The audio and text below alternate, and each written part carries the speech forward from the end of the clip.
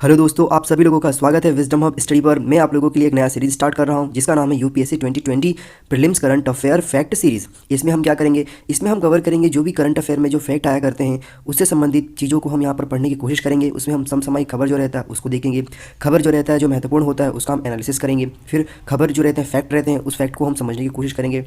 ऐसे बहुत सारे रिपोर्ट आते हैं जिनके माध्यम से डाटा दिखाई जाती है किसी रिपोर्ट को लेकर के, तो उस रिपोर्ट की जो डाटागिरी होती है उसको हम समझने की कोशिश करेंगे। पर्यावरण से संबंधित जो भी आधिकारिक बयान रिपोर्ट पब्लिश होती है उसके डेटा को हम देखेंगे। अर्थव्यवस्था से संबंधित जो भी डेटा आया करता है ऐसे प्रीलिम्स में जो महत्वपूर्ण रहेगा उसको हम समझने की कोशिश करेंगे। और इसके बाद फिर हम देखेंगे आंतरिक सुरक्षा व बाह्य सुरक्षा से संबंधित जो भी महत्वपूर्ण तथ्य आते हैं न्यूज़, नेशनल मीडिया में, न्यूज़ में, इवन जो पार्लियामेंट में डिस्कशन होता है वो सारे हम आंतरिक बाह्य सुरक्षा से संबंधित जो भी महत्वपूर्ण तथ्य होंगे उसको हम समझने की कोशिश करेंगे। तो आप लोगों को क्या करना है, आप लोगों को बस इस वीडियोज़ को ध्यानपूर्वक सुनना है, समझना है और याद करना है बार बार, ताकि आपको ये सारे फैक्ट अच्छे तरीके से याद हो जाएँ। तो चलिए दोस्तों, अब हम स्टार्ट करते हैं हमारा ये वीडियो जिसमें हम देखेंगे बहुत सारे महत्वपूर्ण तथ्यों के बारे में। तो इस वीडियो में हम देखेंगे जीरो एफआईआर क्या होता है, ब्लॉगिंग क्या है, इसके बाद अभ्यास इंद्र 2019 क्या है, और फिर मॉनिटारिया एक कंट्री है जो कि न्यूज़ में है। ये चारों जो टर्म्स मैंने आप लोगों के लिए बताया है सारे न्यूज़ में है, तो हम एक एक करके समझने की कोशिश करेंगे। तो चलिए हम पहला देखते हैं इसमें जीरो एफआईआर। तो जीरो एफआईआर न्यूज़ में है ये क्यों है? तो जीरो एफआईआर ये न्यूज़ में है क्योंकि आंध्र प्रदेश में कृष्णा जिले के कांची चेरला में नंदीगामा उपखंड के तहत पहली बार जीरो एफआईआर दर्ज कराया गया है। तो जीरो एफआईआर क्या होता है? तो दोस्तों जीरो एफआईआर किसी भी पुलिस स्टेशन द्वारा किसी संज्ञेय अपराध के लिए पंजीकृत की जा सकती है बिना किसी बात की परवाह किए बगैर कि यह मामला किस क्षेत्र का है, किस विशेषाधिकार क्षेत्र का है। और इससे क्या होता है कि एक पुलिस स्टेशन में एक पुलिस स्टेशन से दूसरे पुलिस स्टेशन को ये ट्रांसफ़र किया जा सकता है। आपको उदाहरण के रूप में मैं समझाना चाहूँगा कि जैसे आप लोगों ने सुना होगा कि जब एक मेडिकल की छात्रा ने चिन्मयानंद के ऊपर जब केस दर्ज कराया था तो वह उत्तर प्रदेश की थी, लेकिन उसने जो केस दर्ज कराया वो कहाँ कराया, दिल्ली में कराया, दिल्ली के पुलिस स्टेशन में कराया, जीरो एफआईआर। तो क्या होता है कि जब जो व्यक्ति जिस क्षेत्र का है या जहाँ पर वो कोई कृत्य किया गया है, अपराध किया गया है, यदि वहाँ पर एफआईआर दर्ज नहीं कर पाती है, पुलिस नहीं करती है किसी वजह वजह से, तो क्या होता है कि वह व्यक्ति जो होता है, जो विक्टिम होता है, वह किसी दूसरे जगह पर जा कर के एफआईआर दर्ज करा सकता है, जिसे जीरो एफआईआर कहा जाता है। फिर क्या होगा कि जब उस पर इन्वेस्टिगेशन होता है तो वो जो जीरो एफआईआर होता है उसको जो उसका मूल जहाँ पर वह व्यक्ति होता है या जहाँ पर घटना घटित होता है वहाँ पर ट्रांसफ़र किया जा सकता है या किया जाता है। इस प्रकार का ये प्रोसेस होता है। और अभी हम भारत की स्थिति की बात करें कि भारत में किस प्रकार का कानून है इसको लेकर के बनाए गए हैं। तो भारत में जीरो एफआईआर की अवधारणा का सर्वप्रथम सुझाव आपराधिक कानूनों में संशोधन की समीक्षा के लिए गठित एक कमेटी थी जिसका नाम था जस्टिस वर्मा कमेटी। उस कमेटी ने ये इस प्रकार के सुझाव दिए थे। फिर इसके अलावा 12 अक्टूबर 2015 को गृह मंत्रालय द्वारा सभी राज्यों और केंद्र शासित प्रदेशों के मुख्य सचिवों की एक बैठक हुई थी जिसमें एडवाइजरी जारी की गई थी। और उस एडवाइजरी के तहत ये रखा गया था कि संबंधित विभागों को अनिवार्य रूप से एफआईआर दर्ज करने के निर्देश दिए गए थे। फिर क्या हुआ कि जीरो एफआईआर इस क्या होता है कि इससे पहले कई बार दर्ज की जा चुकी है, लेकिन अभी तक क्या होता था कि उस पर कोई त्वरित डिसीजन नहीं लिया जाता था। उस पर इन्वेस्टिगेशन टीम बैठाई जाती थी, फिर आराम से प्रोसेस चलता था। लेकिन ये जो किया गया आंध्र प्रदेश में, इसमें ये बोला गया है कि इस पर जो कार्यवाही की जाएगी वो बहुत त्वरित होगा, मतलब उसको बहुत तेज़ी से उस प्रोसेस को आगे बढ़ाना है इस एफआईआर के तहत। फिर ये होता है कि यदि आप एफआईआर दर्ज कराने जा रहे हैं, यदि वो पुलिस स्टेशन में आपका एफआईआर नहीं दर्ज किया जाता है ऐसे जीरो एफआईआर के फॉर्म में, तो उस पर भारतीय संविधान के तहत, भारतीय आईपीसी के तहत बहुत सारे प्रावधान हैं जिसके तहत वहाँ पे जो पुलिस अधीक्षक होता है उस पर कार्रवाई की जा सकती है।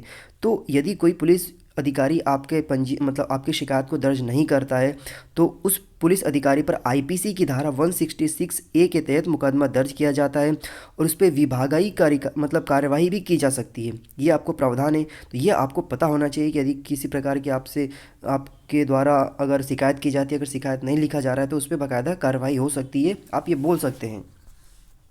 हम बात करते हैं अब दूसरा जो पॉइंट था हमारा, प्लॉगिंग रन। प्लॉगिंग रन क्या होता है? तो दोस्तों प्लॉगिंग रन हाल ही में 50वें फिट इंडिया प्लॉगिंग रन के लिए रिपू दमन वेवली को भारत का प्लॉगिंग दूत घोषित किया गया। ये नाम याद रखिए आप, रिपू दमन वेवली। तो प्लॉगिंग रन का आयोजन क्यों किया जा रहा है? तो दोस्तों प्लॉगिंग रन का आयोजन जो है वो एक तो कैंपेन चलाया जा रहा है कि क्लीन इंडिया, फिर इसके बाद स्वच्छता भारत और अवेयरनेस बढ़ाया जा रहा है। तो इसके अंतर्गत ये पूरा प्रोग्राम चलाया जा रहा है। तो पहले फिट इंडिया प्लॉगिंग रन की शुरुआत 2 अक्टूबर 2019 को हुई थी, जिसमें देश भर के लगभग 62,000 स्थानों में से 36 लाख से अधिक लोगों ने इसमें हिस्सा लिया था। इसका समापन कहाँ पे हुआ था? तो इसका समापन दिल्ली के जवाहरलाल नेहरू स्टेडियम में हुआ था। इसका आयोजन किसने किया था? तो इसका आयोजन भारतीय खेल प्राधिकरण, नेहरू युवा केंद्र संगठन, राष्ट्रीय सेवा योजना, गैर सरकारी संगठनों के द्वारा इसका किया गया था। और फिर जो केवीज़ होते हैं, केंद्रीय विद्यालय होते हैं, और इसके साथ साथ जो अन्य संगठन होते हैं, सरकारी संगठन, उन सब ने इसमें मिलकर अच्छे से पार्टिसिपेट किया था और इसको बहुत अच्छे से बढ़ाया था आगे। इस कार्यक्रम के तहत युवा कार्यक्रम एवं खेल मंत्रालय, जिसे इंग्लिश में हम कह सकते हैं ministry of youth affairs and sports, इसके जो मंत्री हैं वो किरण रिजिजू हैं, ने देशव्यापी प्लॉगिंग दूत अभियान की शुरुआत की। इसके तहत क्या हुआ? इसके तहत जो भारतीय हैं दौड़ते हुए अपने शहरों, नगरों और जो भी जगह होते हैं जहाँ पर कोस्टल एरियाज़ होते हैं, इसको किस तरीके से चलते हुए आप जब जाते हैं तो उसको साफ़ तरीके से देख लें। अगर कोई कचरा है तो कचरा को उठा लें।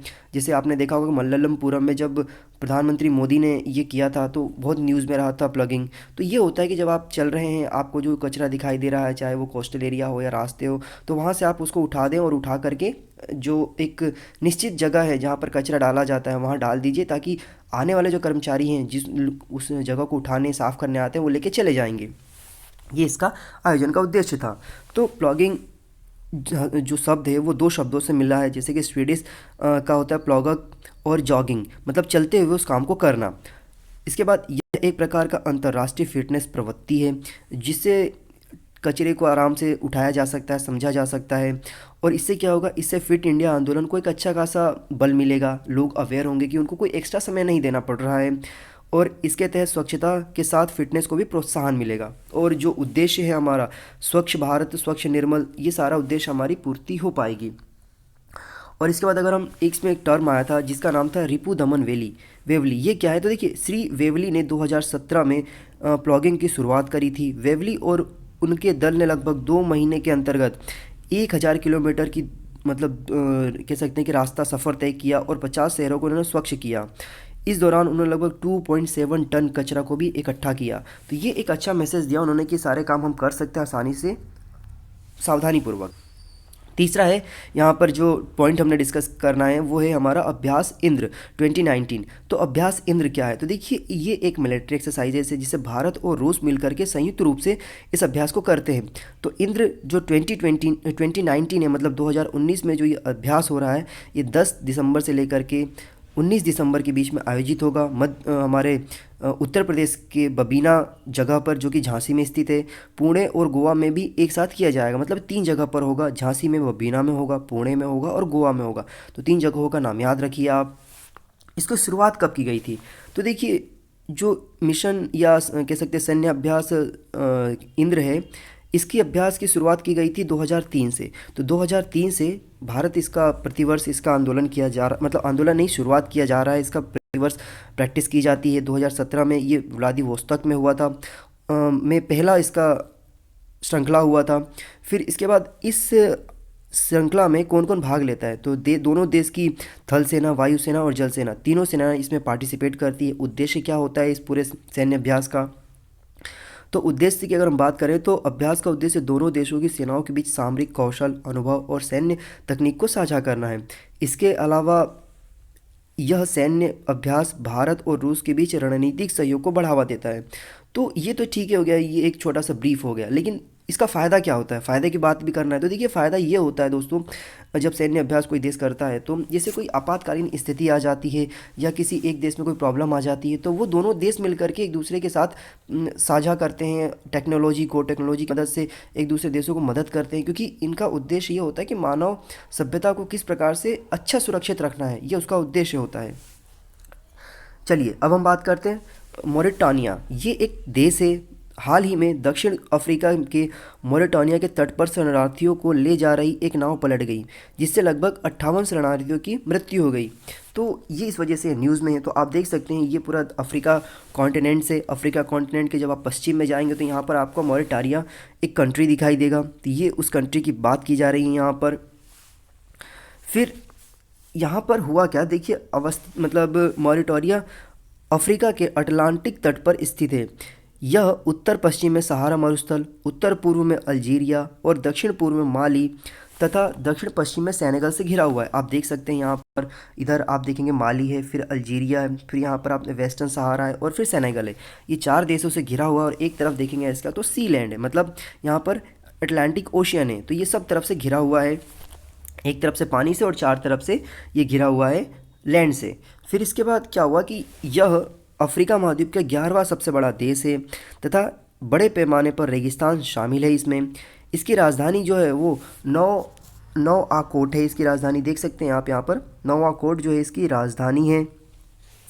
फिर हुआ क्या यहाँ पर, जो 28 नवंबर 2060 को इसको स्वतंत्रता मिली थी। स्वतंत्रता किससे मिली थी? फ्रांस से, मतलब ये पहले फ्रांस की कॉलोनी थी।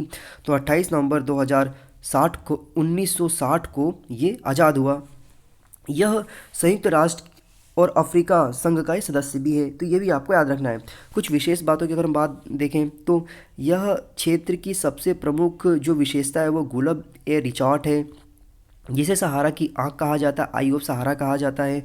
फिर यह एक गहरी छत विछत गुंबद है जिसे अंतर्वेदी एवं बहिर्वेदी दोनों प्रकार की आग्नेय चट्टानें पाई जाती है। तो दोस्तों इसके माध्यम से मैंने आप लोगों के लिए 4 महत्वपूर्ण जो फैक्ट होते हैं वो कवर किया है, जो कि यूपीएससी 2020 के लिए बहुत महत्वपूर्ण है। आप लोगों को ये वीडियोस कैसे लग रहे हैं इसका सजेशन आप हमें कमेंट सेक्शन में देने की कोशिश करिए, ताकि हम समझ सकें कि आप लोगों को रिक्वायरमेंट और किस प्रकार की है। दोस्तों मैं अनअकैडमी पर पढ़ाता भी हूँ। अनअकैडमी पर मेरे कोर्सेज अवेलेबल हैं, जो कि डिज़ाइन किए गए हैं मेरे द्वारा। 29 कोर्सेज डिज़ाइन किए गए हैं, 300 से ज़्यादा वीडियोस अवेलेबल है, अपने जाकर के देख सकते हैं। इसके साथ ही यदि आप अनअकैडमी कोई भी प्लस कोर्सेज परचेस करना चाहते हैं तो आप मेरा कोड यूज़ करिए IMMonki28।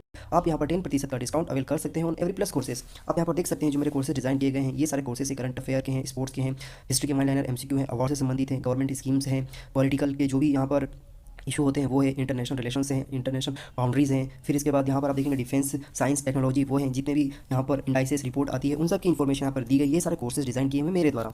ये देखिए आप यहाँ पर, तो ये सभी कोर्सेज है जो कि आपको बहुत ज़्यादा बेनिफिशियल रहेंगे से MPPSC की प्रिपरेशन के लिए। आपको बहुत ज़्यादा आइडेंटिफाइड वेरीफाइड तरीके से ये डिज़ाइन किए हुए कोर्सेज है, क्योंकि अनअकैडमी पर कोई भी ऐसे कॉपी किया हुआ कंटेंट नहीं डाला जाता है। ओके, तो आप इन्हें जाकर के देखिए, आपको बहुत ज़्यादा फायदा होगा। मैं इनकी लिंक्स जो है कोर्सेज की मैं डिस्क्रिप्शन बॉक्स में प्रोवाइड करा दूँगा, आप लोग वहाँ पर जाकर के एक्सेस कर सकते हैं। और इसके साथ ही जो मेरे फेसबुक के पेजेस हैं जहाँ पर मैं करंट अफेयर डालता हूँ, अनअकैडमी के जो लिंक्स हैं कोर्सेज के वो, और इसके बाद टेलीग्राम पे जहाँ पर मैं PDF डालता हूँ, और व्हाट्सएप के जो ग्रुप्स हैं उनकी भी लिंक मैं आपको डिस्क्रिप्शन बॉक्स में प्रोवाइड करा दूँगा, और मैं कमेंट सेक्शन में पिन कर दूँगा, वहाँ पर जाकर के भी आप ज्वाइन कर सकते हैं।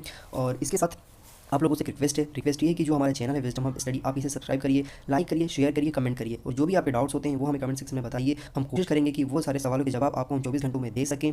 और इस प्रकार के अन्य जो वीडियोस हैं वो आपको इसी चैनल पर मिल जाया करेंगी। तो आप बेल आइकन बटन दबा दीजिएगा, ताकि आपके सामने जब भी हम अपलोड करें वीडियोज़ तो आपको नोटिफिकेशन आ जाए और आप उसे देख लें। So thank you so much for watching this video. Have a good day. जय हिंद, जय भारत।